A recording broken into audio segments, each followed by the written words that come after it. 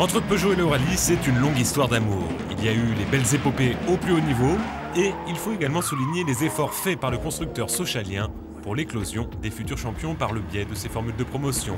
Et l'aventure n'est pas prête de s'arrêter. Après 7 années de bons et loyaux services, la 206 XS tire sa révérence, mais laisse place à la 207 RC Rally. Bertrand Ballat, le chef de projet, est également l'auteur de la 207 Super 2000. Il avait cette fois un tout autre cahier des charges.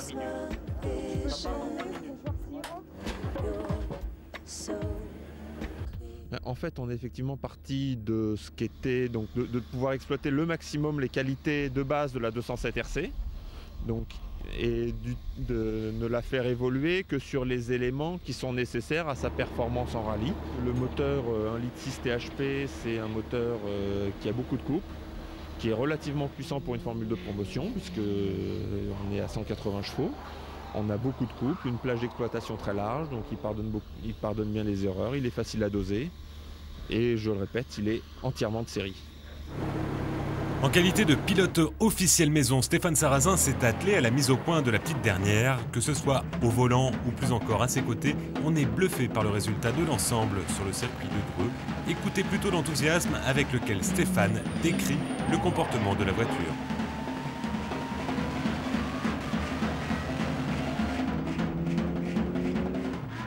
L'auto est facile à piloter, très précise avec beaucoup de train avant, ce qui est quand même bien. Et on sait exactement où sont les roues en fait, donc on n'est jamais trop perdu ou en attente en fait de savoir s'il y a du grip ou pas.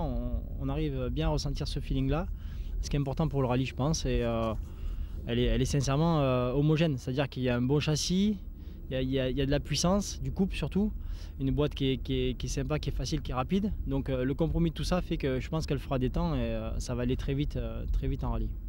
Autre particularité des formules de promotion Peugeot en rallye, le championnat mixte composé à parts égales de rallye terre et asphalte. Bonne nouvelle, la tradition va perdurer. Pour la transformation, il faut changer les combinés, ressorts amortisseurs, les freins avant, les protections et montée des roues de 15 pouces, c'est rapide. Il faut compter entre 1 et 2 heures pour opérer le changement. Dans cette configuration, la 207 brille une nouvelle fois par son efficacité. Il faut assimiler le nouveau mode d'emploi, c'est-à-dire ne surtout pas chercher à doser la pédale d'accélérateur, mais l'écraser sans scrupule. Sans expérience de la conduite sur terre, mais avec les précieux conseils de Stéphane Sarrazin, on arrive malgré tout rapidement à placer la voiture où on veut. Pas de doute, la voiture est bien née, les concurrents du volant 207 vont disposer d'un bel outil pour se faire plaisir. Les meilleurs d'entre eux devraient d'ailleurs accrocher des résultats flatteurs, toutes catégories confondues.